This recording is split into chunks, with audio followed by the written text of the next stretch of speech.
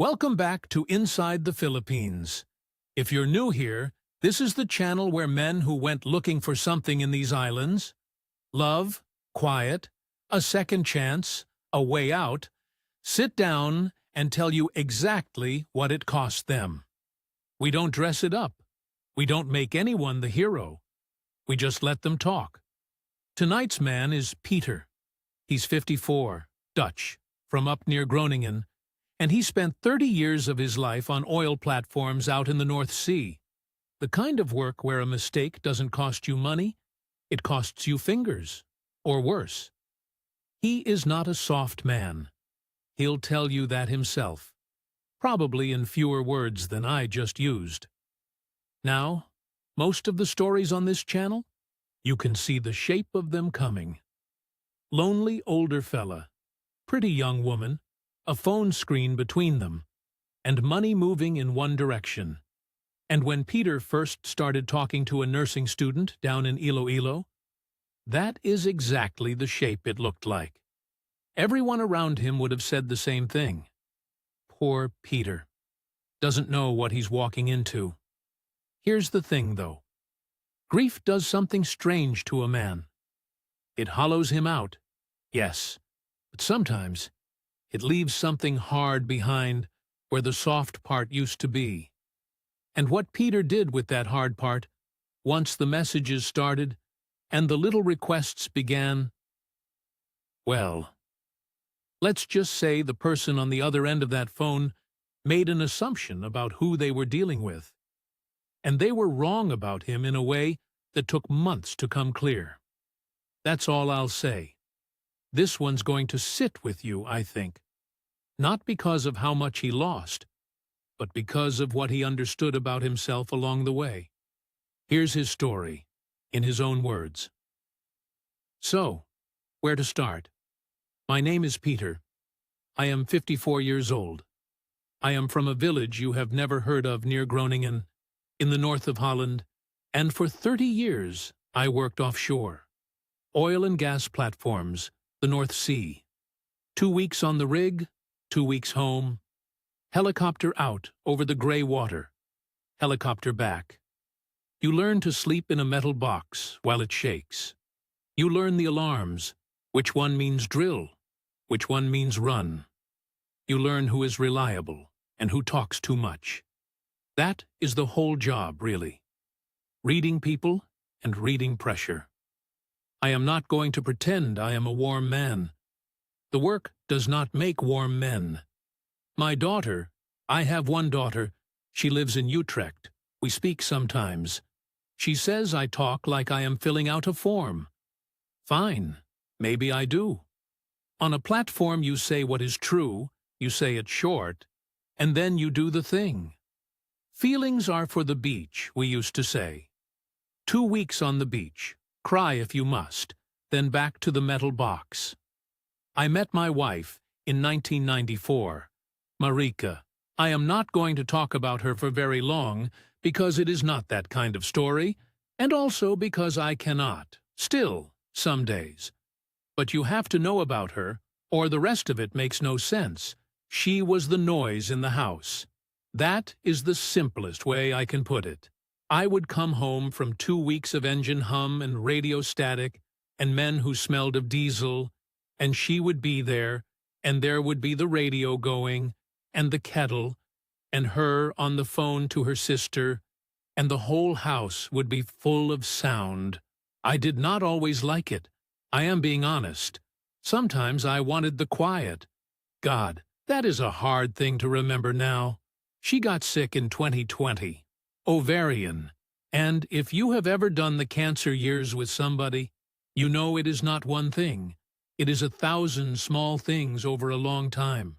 Scans, waiting rooms, the particular smell of the oncology floor at the UMCG in Groningen. I could find that floor blindfolded. I spent so long on it. Chemo, then a good stretch, then not a good stretch. Learning words no man should have to learn. And here is a thing I learned in those rooms that matters later. So, pay attention. The doctors, the good ones, they choose their words very carefully. They do not lie to you exactly, but they build the sentence so that the hope is on the outside and the truth is buried in the middle, in the small words, in the however and the at this stage. And after 3 years of that, you develop an ear for it. You start to hear the real message underneath the kind one. You hear the shape of the bad news before they finish the sentence. I did not know, at the time, that this was a skill. I thought it was just suffering. Turns out, you can suffer and learn at the same time. Nobody tells you that. She died in the spring of 2023. At home, which is what she wanted, and then the house was quiet. I do not know how to explain this part to people who have not had it. It was not sad, exactly. Sad is too small. It was that every source of sound had been switched off at once. No radio, no kettle for two, no phone call to the sister. Just me, and the clock, and the fridge humming, and my own footsteps on the floor she had chosen. I would sit in the kitchen at night with a grolsch, and the quiet would come in like water into a flooded compartment. You cannot drink your way out of that. I tried. It does not fill up. It just makes you slower. I sold the house that autumn. People said, don't make big decisions in the first year. And they are right. And I did it anyway. I could not stand the kitchen. That is the whole reason. Not the house. The kitchen. So I sold it. And after everything I had about 200,000 euro sitting in the bank, plus my pension, which for a Dutch offshore man is not nothing. AOW and the company pension together, I do not want to be poor in my old age. I had made sure of that. I had always been careful with money. On the rigs you meet men who blow it all on cars and second wives and end up at 60 with nothing. And I decided early I would not be one of those. So there I was, 53 at the time. No wife. A daughter who loves me, but has her own life. Money in the bank and a pension coming, and absolutely nothing to do with any of it. Do you understand? I had solved every problem a man is supposed to solve. Money, solved. Career, done, finished, pension secured. And I sat in a rented flat in Groningen, and there was nothing. Just the quiet, still following me, even to a place Marika had never been. I want to be very clear about something, because it is the one thing people always get wrong when they hear these stories. I did not go looking for love. I want that on the record. I am not a romantic man, and I was not lonely for a woman, specifically. I was lonely for sound, for a person on the other end of something. That is a different hunger, and it is, I think, a more dangerous one, because you do not guard against it. You guard your heart. You do not think to guard your evenings. A man does not go to the Philippines because he is stupid. Remember that, whatever else you think of me by the end of this. He goes because the house is too quiet. So how does a man like me end up talking to a girl in the Philippines? That is the question my daughter asked me later, in a voice I did not enjoy. And it is a fair question. Let me tell you how it happened, because it was not a plan. Nothing about it was a plan. That is the honest part. It started with Keys. Keys was a man I worked with for years offshore. A Frisian, big hands, terrible at cards. We were not close, exactly, but you spend enough 2-week hitches in a metal box with a man, and you know him. Keys retired a couple of years before me, and then his wife left him, the Dutch one, and then Keys more or less disappeared from everyone's life. And then he reappeared on Facebook. And God, the photos, sunsets, every kind of sunset. Keys on a beach in Cebu with a San Miguel in his hand and a woman 30 years younger than him under his arm, both of them grinning like idiots. Keys at a birthday party with about 40 Filipinos, all of them family apparently. A whole roasted pig on the table. Lechon, I know now that it is called. Keys looking, and I will be honest, happier than I had ever seen the man look on a rig or off one. Now, I did not think, oh, I want that. I want you to understand my actual state of mind because it matters. I looked at those photos the way I would look at a survey report from a field I had never drilled. Interesting. Unverified. Probably more complicated than the picture. I had read the horror stories. You cannot spend 10 minutes on the internet about older Western men and the Philippines without finding them. The Kano ATM, they call it. The walking wallet. Man sends his pension across the world for 2 years and meets a woman who turns out to have a husband, 3 kids, and 4 other foreigners doing exactly the same thing. I knew all that. I am not a naive man. 30 years of reading who is reliable and who talks too much. I thought that skill would transfer. But I was curious. That is the thing I keep coming back to. I was curious, and I was bored. And curious and bored is a bad combination in a man with money and empty evenings. I did message Keys, actually. Asked him straight, is it real, or are you the world's happiest fool? And Keys, who was never a clever man, said something that stuck with me. He said, Peter, it is both. Of course, it is both. Everything here is both. I did not know what he meant at the time. I think I do now. The one practical thing that pulled me toward the Philippines over anywhere else, and people find this stupid, but it is true, was the language. I had looked idly at Thailand. Everyone looks at Thailand, but the idea of learning Thai at 53, or worse, never being able to have a real conversation with anyone, it put me off completely. In the Philippines, they speak English. Good English. Better than half the English I heard on the rigs, frankly. I thought, at least there I could talk to people. At least there the quiet would have words in it. So I did not sign up for Filipino Cupid. I did not go on Christian Filipina or any of that. I want that on the record too, because everyone assumes that is how it starts. For me, it did not. For me, it started with cheese. I had put a photo on my Facebook. Just a photo. I had gone to the market in Groningen on a Saturday, the way Marika and I used to, and I bought too much old Gouda because I was not used to shopping for one, and I took a photo of it on the kitchen counter. The good aged stuff, the crumbly kind with the little salt crystals in it. And I put it up with some stupid caption. A single man's dinner. Feeling sorry for myself, if I am honest. Fishing for a bit of sympathy from the 12 people who ever liked my posts. And a comment appeared, from a name I did not know. Is that cheese? It looks like soap, ha ha, but I bet it's delicious. We only have the orange kind here. That was Jessa. I looked at the profile the way you would. Young woman, 23, it said. Photos that looked ordinary.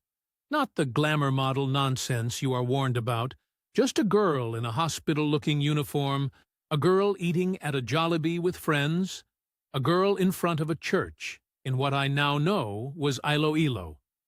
Nursing student, the profile said.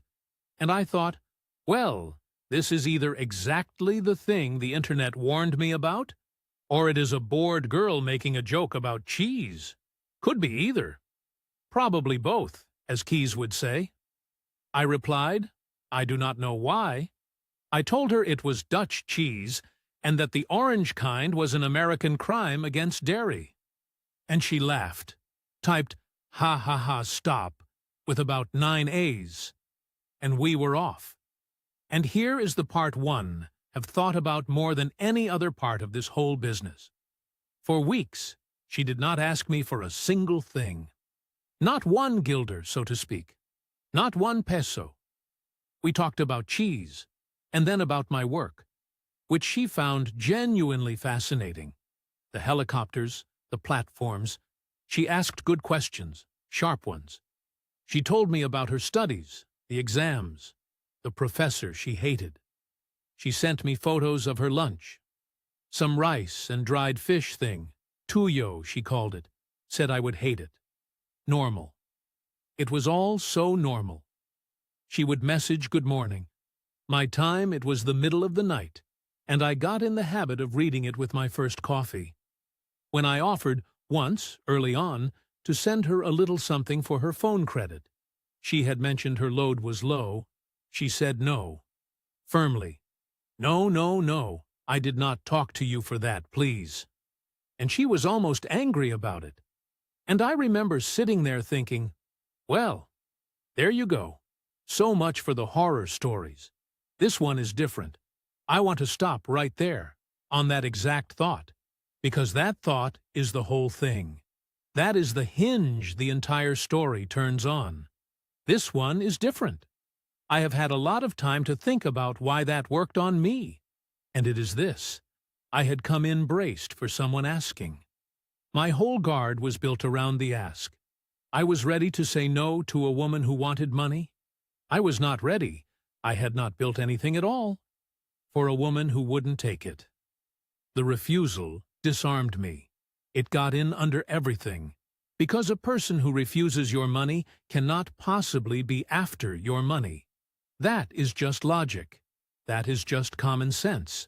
It is also, I would learn, the single most expensive piece of common sense I have ever owned. But I am getting ahead of myself. Back then, it was just cheese, and good mornings, and a bit of noise in the evenings at last. We talked for about 6 weeks before the first money changed hands. 6 weeks. I mention that because people hear these stories and imagine some fool wiring his pension to a stranger on day 2. It is not like that. It is slow. It is so slow you do not feel it happening. The way you do not feel the tide come in until your chair is wet? The first ask was nothing. I want to describe it exactly because the exactness is the point. We were on a video call. We did those most evenings by then. My evening, her late night. Messenger. Always messenger. And I could see her little room. A boarding house room in Iloilo, she said, that she shared near the school. Concrete walls painted that pale hospital green. A small electric fan going back and forth. A crucifix over the doorway. And outside the window you could hear it. The karaoke. Someone always murdering a song 2 houses over. Roosters, even at night, the confused ones. A tricycle going past with that little 2-stroke buzz. It sounded real. Because it was real. You cannot fake a neighborhood. And halfway through the call she said, "Oh no, my load is almost out, we might get cut." And then quickly, this is important. "It's okay, I'll load tomorrow when I go to the sari-sari," I offered. Of course I offered. I said, "Let me just send you a bit, so we can finish talking." And she did the thing again, the refusing. "No, Peter, please, it's fine." But this time I pushed a little, because the call really was about to drop, and I said, "Don't be stupid. It's the price of a coffee." And she let me, reluctantly. P300, about €5. €5. You understand? Nobody in the history of the world has been ruined by €5. That is the genius of it, if genius is the word. The first hook is priced so low that saying no to it would make you look like the mad one, the cheap one, the suspicious old man. It is designed so that a decent person almost has to say yes. And then, and this is the part that locked it in, 2 days later she sent it back. Not the money. Better than the money. She had a classmate whose auntie was flying to Amsterdam, and she gave this auntie a little padded envelope, and about 3 weeks later it arrived at my flat in Groningen. Inside was a keychain, a little woven thing, a jeepney made of beads, and a note in careful handwriting. "So you don't forget your friend from the Philippines. This is pasalubong. It's our tradition. Jay, I stood in my hallway holding this thing, and I thought, right, this is not a scammer. A scammer takes. This girl gave. She spent more sending me a keychain than I ever sent her. That keychain, by the way, is still on my keys. I have not been able to throw it away. Make of that what you will. So that was stage one, the reframing. After that, money between us was not a foreigner feeding a Filipina. It was two friends going back and forth, mutual. She had made sure of that. She had, I understand now, spent €5 of her own to buy the right to ask me for 5,000 later. That is not desperation. That is a business plan. But I did not see a business plan. I saw a keychain. Now I have to be fair here, because this is where it gets complicated. And I promised myself I would tell it honestly. Not everything about Jessa was false. I am fairly sure of that even now. The place was real. The school was real. I checked later. There is a nursing program there. The poverty was real. When she talked about her family in the province, on Panay, the younger siblings, the father who drove a tricycle, the leaking roof, that is not invented. That is the life of millions of people. In the Philippines, the eldest daughter carries the family on her back. That is not a scam. That is a whole culture. Utang na loob. The debt you owe the people who raised you, and it is heavy, and it is genuine. So the cruel thing, the really cruel thing, is that a good scam is not built out of lies. It is built out of true things, arranged in a dishonest shape. Every brick was real. The wall was a lie. The second ask came maybe 3 weeks after the keychain, and it was bigger, and it was cleverer, and it was dressed up as the opposite of an ask. Her tuition. She was going to have to drop a semester, she said, because she was short. The re-enrollment was $18,000, about $290, and she was not asking me for it. I need you to hear that. She was telling me, sadly, that she would have to stop studying for a while and work in her cousin's little eatery, a carinderia, to save it back up. Might take a year. Might mean she never finished. And she was so calm about it, so accepting. God's plan, she said, maybe nursing is not for me. I was the one who offered. Every single time. Do you see the pattern yet? I was the one who offered. That is the discarte, the hustle, and it is a kind of genius. You never ask. You describe a wound and let the other man reach for his own wallet, so that afterward he feels not like a victim, but like a hero. And then, this is what got me. She would not just take it. She insisted it was a loan. She made me wait while she wrote out a promissory note, an actual promissory note, and signed it and took a photo and sent it to me. $18,000 to be repaid, with a date. Who does that? A scammer does not sign a paper. A scammer just takes the money and vanishes. That is what I told myself. A scammer does not sign a paper. I sent the $290 through Remitly that time, and I felt, if anything, respected, businesslike. Two adults with a clear arrangement. I did notice one thing. Small thing.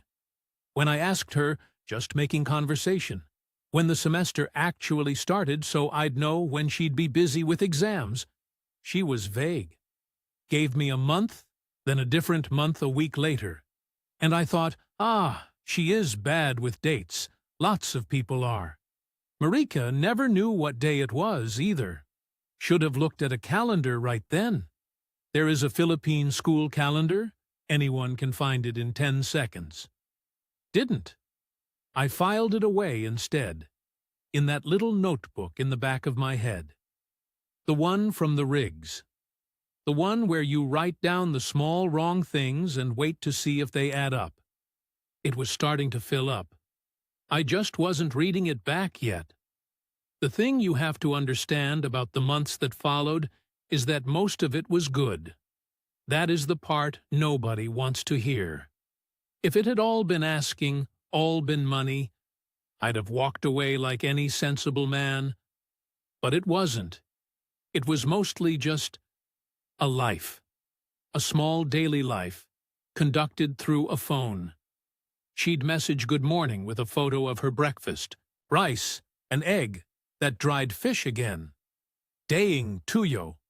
I learned the words.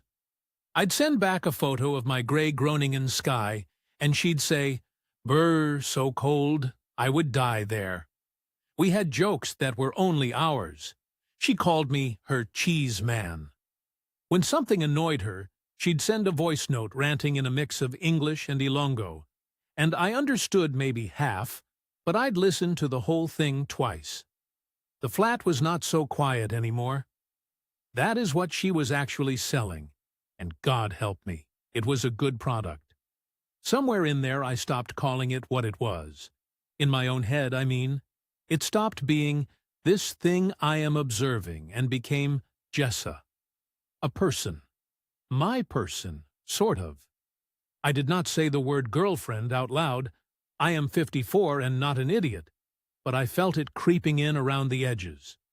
And then came the family. This is a stage, by the way.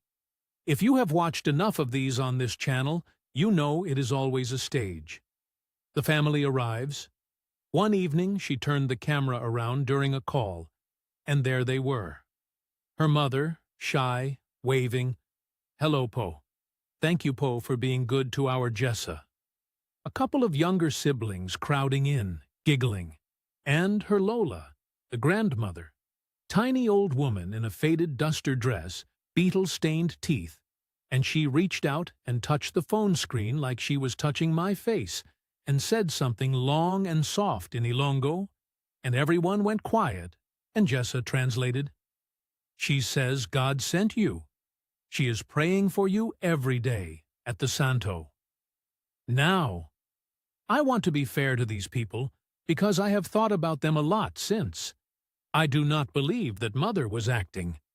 I do not believe that old woman was acting. That is the cruelty of the whole design. The family is real, and the love in that room was probably real too, and it costs the operator nothing to point a phone at real people. The daughter carries the family. Eldest daughter, the whole weight of them on her back. That is not a scam. That is the Philippines. That is millions of homes. The mother genuinely thought a good man had come to help her daughter. She wasn't lying. She just didn't know she was standing inside a lie somebody else was telling. After that call, I sat in my kitchen a long time. Because I'll be honest with you, it worked. It got right in under my ribs. An old woman praying for me. Me. A man who hadn't been prayed for by anybody since Marika's mother died. I thought, what kind of bitter old wreck sees this and thinks scam? Maybe I'm the sick one. Maybe I've been so hollowed out I can't recognize decent people anymore. That thought, maybe I'm the problem, that is the most expensive thought a lonely man can have. Write that down. The money got more regular after the family appeared, though never huge, and never, this is the clever part, never demanded. It was always me, a sibling's school shoes, P1200, a little help for a fiesta, P2000 florins. When I asked once if I could just send a set amount each month to make it simple, she got almost tearful about it, said she didn't want me to think she was like those girls, and refused. So instead, it stayed piecemeal, a few thousand pesos here and there, which, and I only added it up later, came to more than a fixed allowance would have. The refusal of the allowance was itself the technique. Discarte. Resourcefulness. In another life, she'd have run a company. Across those couple of months, all in, it was maybe $600, $700, not enough to hurt me. That's the range they keep you in. Small enough that objecting feels grotesque, against a backdrop of an old woman praying and children waving. But my notebook, the one in the back of my head, from the rigs, it kept filling. The grandmother. First she was healthy, praying at the Santo. Then, a few weeks on, Jessa mentioned Lola's maintenance for her heart, the pills from Mercury Drug. Fine, old people have pills. But then, in another call, the mother said something Jessa translated too fast, and I caught, I've a bit of the ear for tone, remember? 30 years reading Who's Lying. I caught that the mother seemed confused by a question about Lola being sick. Just a flicker. A woman not quite knowing which story we were on. And the studies. I finally did the thing I'd been meaning to do. I looked up the actual academic calendar for the nursing program she named, sat there with it open on one screen and our whole chat history on the other, scrolling. And the tuition deadline she'd needed the P18,000 for didn't line up with any enrollment window. Not even close. Off by months. I didn't say anything. That's the important part. On the rig, when a reading is wrong, you don't shout across the platform, "This is wrong." You note it. You watch the gauge. You wait to see if it's a fault in the instrument or a fault in the well. Because if it's the well, and you spook everyone early, you never find out how bad it really is. So I kept being the cheese man. Warm. A little slow, maybe. The nice, lonely Dutch widower who says, "Don't be silly," and reaches for his wallet. I leaned into it, if anything, played it up a touch, because I'd decided something, sitting in that kitchen, and I hadn't told a soul, not Jessa, not Keys, not my daughter. I'd decided I was going to find out exactly what this was, all the way to the bottom, and I was not going to let on that I was looking. I had, God help me, a project again. First one since Marika got sick. Terrible thing to admit. But there it is. Some evenings I felt more alive than I had in 2 years. A man needs a well to survey. I'd found one. I just didn't know yet how deep it went. That came later, at 2 in the morning, with a hospital that didn't exist. It came at 2 in the morning. These things always come at 2 in the morning, and there's a reason for that, which I'll get to. My phone went off on the nightstand. Not a message. A call. The messenger ringtone, which she almost never did that late her time. I came up out of sleep the way you do offshore when the alarm goes, before your brain's even on, already reaching. And it was Jessa, and she was crying. Not pretty crying. The real kind, snot and gulping, hard to understand. Her Lola, the grandmother, collapsed. They'd rushed her to the hospital. She named one, a provincial hospital on Panay, and the doctors wouldn't do anything, wouldn't admit her properly, until there was a deposit. P45,000, about $720. And they didn't have it, of course. They didn't have it. And the old woman was on a trolley in a corridor, and would I? She was so sorry. She'd never asked me for anything like this. She hated herself for asking. And that last part was true, wasn't it? She never had asked like this. That was the whole architecture of the thing. Months of her refusing, pushing my money back, signing little promissory notes, so that when the big one came it would land on a foundation of, "But she never asks." I want you to see how well built it was. It was genuinely good work. I have respect for good work even when it's aimed at me. Here's the thing, though. I was awake now, fully. And a strange calm had come over me. The calm I used to get when an alarm turned out to be a real one, and not a drill. Everything slows down, the panic drains off, and you just start working the problem. Because I'd been half expecting this. The notebook in my head was already full. The grandmother who was healthy, then had heart pills, then a mother who seemed confused about whether Lola was even sick. the tuition dates that matched no calendar on Earth. And now, right on schedule, the emergency that has to be paid tonight, this minute, before the sun comes up and you're able to think straight or ask anyone's advice. 2 in the morning isn't an accident. 2 in the morning is the product. They want you scared and alone and half asleep and ashamed to say no. So I did something I'm not proud of, and am also completely proud of, both at once. I sent half, P22,000, about $350, through Gcash, the account she gave me. And I said the rest was coming, I just had to move it between accounts, I'd sort it Friday. Which was a lie.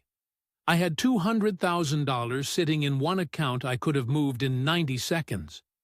But I wanted to keep the channel open. I wanted to watch what happened next when the money was half there. A real family with a real dying grandmother behaves one way. An operation behaves another. You want to know how a dying grandmother's family behaves when half the deposit arrives? They're relieved and terrified, and they send you a photo of the actual hospital, the actual old woman. They beg for the rest. They keep you on the line. You know what I got? A thank you. Warm, but quick. And then, over the next 2 days, no hospital photos. No updates on Lola's condition, unless I asked. When I did ask, the answers were vague and came slow, like someone checking notes. She is stable, Po. Doctors are monitoring.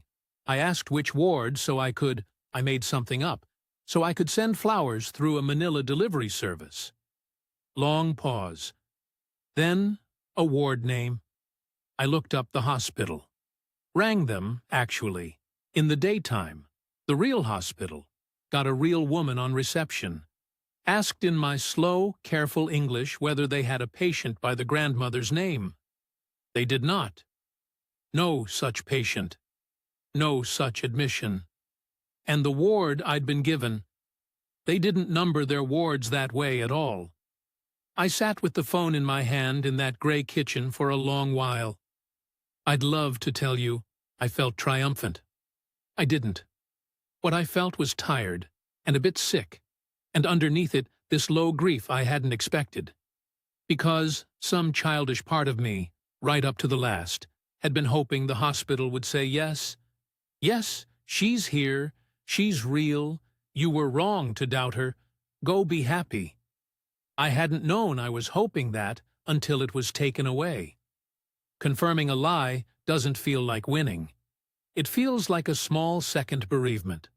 You bury the version of things you'd let yourself half believe. So, $350 into the emergency, on top of the $290 tuition, the $300-odd in dribs and drabs, the $5 for the load. Call it $1,000 all in, give or take, over about 4 months. I could have stopped there, blocked her, taken my €1,000 lesson, gone back to the quiet.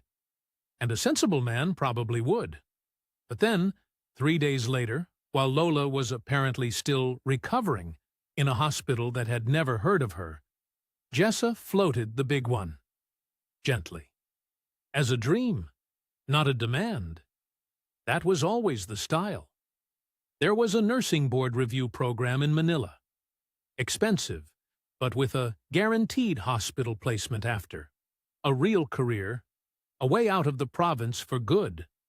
A way she could finally pay me back everything and stand on her own. P250,000. About $4,000. Guaranteed placement. You hear that word, guaranteed, in a country where nothing is guaranteed, and it's a flare going up in the dark. That's not how nursing boards work. That's not how anything works. That number, $4,000, that was the real target.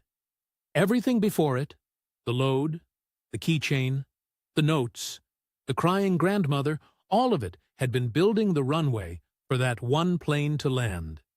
And that's when I stopped playing defense. €1,000, fine, that's tuition of my own, cheap at the price. But I found I didn't just want to walk away and lick the wound. I wanted to know. Who is this, actually? Is it her alone in that green room? Is there a boyfriend? A syndicate? How many other men are getting the 2 a.m. call about the same grandmother tonight?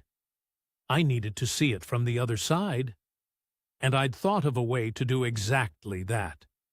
It involved building a man who didn't exist. His name, I decided, would be Barry. Building Barry took me an evening. Less. I'd have been embarrassed how easy it was, except that it's exactly the point. I made a new Facebook account. Barry Whitfield, 61, Perth, Western Australia. Widower. I gave him that, borrowed it off myself, because a lie sits better on a bit of truth. I found photos the way anyone does it. A bloke's holiday snaps from years back on a public account. A boat, a barbecue, a sunburnt grin under an Akubra hat. I filled his page with the right noise. A few posts moaning about the price of things, a share about a footy team, a profile that said, retired, fishing, taking it easy, life's too short. Then I did the thing that makes it work. I joined the groups. Expats in the Philippines, Aussie blokes in Cebu, foreigners and Filipinas, the big meat market ones, thousands of members. Barry sat in there for a few days liking things so he wouldn't look brand new. And here's a detail I want you to sit with, because it's the whole game. I never went near Jessa. Not once. I didn't message her, didn't friend her, didn't so much as look at her profile from Barry's account. I just made Barry exist, put him in the same waters, and waited to see if anything bit. 6 days. It took 6 days. A message came into Barry's inbox. From a woman. Not Jessa's name. A different name. Different photo. Younger even. But I read 3 lines, and I knew. I knew the way you know a colleague's footsteps on the stairs. The rhythm of it. The little laugh. Ha-ha. The same 9 A's. Barry got asked about his cheese. Near enough. For him, it was a comment about how he must be lonely out there in Australia. All that space, poor thing. Same opening move, same warmth, same sharp, funny, disarming girl. I sat there in my kitchen at 11 at night, Groningen dark outside, and I opened Jessa's chat on my real phone in one hand and this new woman's chat on the laptop in the other. And I started, gently, feeding Barry's conversation along a little faster than my own, nudging it. Because I wanted to line them up. I wanted to see the 2 scripts side by side. And they lined up. God, did they line up. The boarding room turned up on Barry's video call. I could see the corner of it. The same pale hospital green wall, the same crucifix, though the camera stayed careful, never wide. A little later, a mention of studies. Nursing. Of course. A tuition problem. Sad. Accepting God's plan.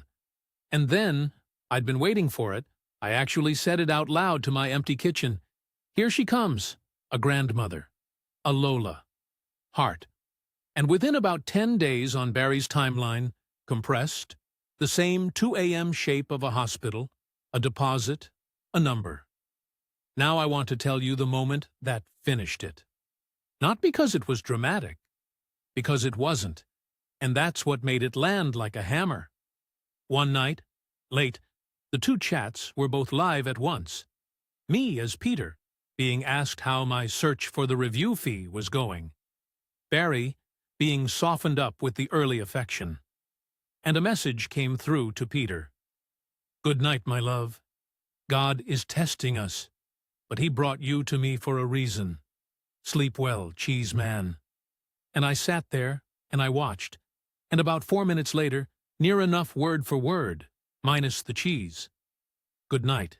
God is testing us, but he brought you to me for a reason. Sleep well. Arrived in Barry's inbox. Same test. Same God. Same reason. 2 men, 2 screens, 4 minutes apart. I didn't feel angry. I want to be honest about that, because you'd expect anger and there wasn't any. Not right then. What I felt was the thing you feel offshore when the numbers finally confirm the well is bad. A flat, cold certainty, and under it something almost like grief. Because it was well done, and because whoever she really was, one girl, three girls, a room full of them on shifts, a boyfriend running the accounts, I'll never know. They were good at it, and being good at something this ugly is its own kind of tragedy. That's a person who could have been anything. Descartes pointed at the wrong target. I thought about Marika, oddly, about sitting in the UMCG, hearing doctors build their careful sentences with the hope on the outside and the truth in the middle. This was the same craft, exactly the same, just turned to a different purpose. I'd spent 3 years learning to hear the truth, buried under the kind words. It turns out that's a transferable skill after all. I did not do anything big. No speech, no screenshots dumped in a rage, no threats, none of the theatrics you might want from me here. That's not who 30 years on a rig makes you. I took one screenshot. The message she'd sent to Barry. God is testing us, but he brought you to me for a reason. With Barry's name right there at the top of the thread. Plain as day. I opened my chat with Jessa, my real one, the cheese man's one, and I sent her that single screenshot. No caption at first. Just let it sit there. Let her look at Barry's name. Let her understand that the dumb, lonely Dutchman had built a man out of nothing and gone fishing and caught her clean. Then I typed one line. In Dutch, then in English, so there'd be no misunderstanding. Bettershap met je oma. Get well soon to your grandmother. And I blocked her, before the little typing dots could even start. Before a single tear or denial or I can explain po could reach me. I didn't want the performance. I'd paid enough to see the show already. I closed the laptop, and the kitchen was quiet again, but a different quiet this time. Not the hollow one, the clean one. The one after an alarm's been dealt with and the platform still standing. About €1,000, all told. And Barry, poor invented Barry from Perth, I deleted him the next morning. He'd done his job. He was the best decision I made in the whole business, and he never existed. So where does that leave me?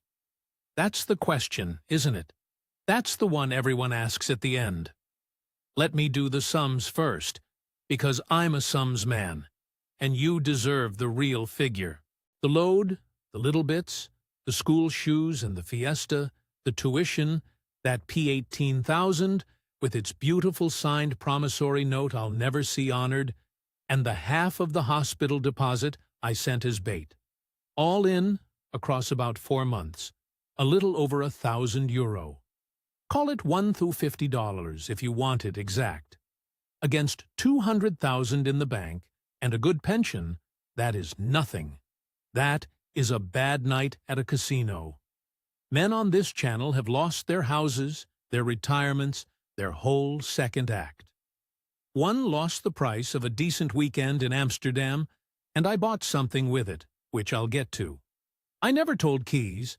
He'd asked once or twice, all excited, whether I'd found my Filipina yet, and I just said it wasn't for me, which was true enough. I didn't have the heart to tell him what I'd found, because Keys is happy. And as far as I can tell, Keys's wife is real and good, and loves the big soft fool. And who am I to go putting shadows in another man's sunshine? Both things can be true at once. That's the whole lesson of that country, if you ask me. Both things are always true. My daughter, in Utrecht, I did tell. Some of it. She was quiet for a bit, and then she said, "Papa, that's either the saddest thing I've ever heard or the most you've ever sounded like yourself." And I laughed, because she's right, and because it's both. Now, here's the part one have to be honest about, because if I dress it up, I've wasted your time. The reason it didn't get me is not that I'm clever. Plenty of clever men have wired their whole pension to a room in Iloilo. It's not cleverness that saves you. What saved me is uglier than that, and I've had a long time in a quiet flat to look at it square. What saved me is that I was already broken in the one specific place where the scam does its work. The whole thing runs on hope, on a man letting himself believe there's a warm life still waiting for him on the other side of the world, a second spring, someone who'll pray for him and cook him rice and make the house loud again. And you have to have hope for that to catch. You have to have a soft, unguarded place where the future lives. And I didn't. Marika took that with her when she went. I'd already had the worst 2 a.m. phone call a man can get years before, in a hospital in Groningen, and no scammer alive can top the real thing. I sat through 3 years of learning to hear the truth, hiding inside the kind words. So when a girl said, "God brought you to me for a reason," a part of me that a happier man doesn't have just quietly asked, "Which reason? And how much does it cost?" I'm not recommending it. Understand me. I would give the €1,000 back 100 times over. I'd give everything I have to have the soft, unguarded place back, and Marika in the kitchen with the radio on. Being unscammable this way is not a superpower. It's a scar. It's just a scar that happened to be in a useful spot. But you don't need the scar to get the lesson. That's why I'm sitting here. So take the lesson without paying what I paid for it. Here it is, plain, in the order it matters. The one who never asks is running the longest con, not the shortest. When someone refuses your money early and often, that is not proof they're honest. It can be the most expensive kind of setup there is, because it dismantles the exact guard you came in wearing. Watch what a request is built on, not just what it is. Verify things yourself with your own hands. The school has a calendar. Ring the actual hospital. An old woman can't be dying in March and praying at the Santo in April. Write the small wrong things down and wait to see if they add up, because they will tell you far more than any one big confrontation ever could. And the emergency that must be paid tonight, this second, before you can sleep on it or ask a friend, that timing is not bad luck. That is the product. Anything real can wait until morning. And that thought I warned you about, the one that got in under my ribs, maybe I'm the bitter one. Maybe I've forgotten how to trust decent people. Guard that thought hardest of all. It's the master key. Loneliness will use your own decency against you. It'll make saying no feel like a moral failing. Don't let it. I might go to the Philippines yet. Properly, one day. Eyes open, feet on the ground. Meet people in daylight. No wallet out. Because here's what I won't do. I won't let one room full of scripts turn me sour on a whole country of people, most of whom are exactly as kind and God-fearing and family-loving as they appear, and who deserve better than the reputation the operators hang on them. The mother who thanked me was real. The old woman's prayer, I think, was real. That's the tragedy of it. They built the lie out of true bricks. The house is still quiet. I won't pretend otherwise. But it's an honest quiet now. And some evenings, God help me, I take my keys off the hook, and there's that little beaded jeepney keychain still hanging on them, and I turn it over in my hand, and I don't quite throw it away. Make of that what you will. And that's Peter, from Groningen, by way of 30 years on the North Sea, and one very cheap education in Iloilo. We wanted to bring you this one because it breaks the shape of most stories on this channel, and we think the break is worth sitting with. Peter walked away light. But listen to why.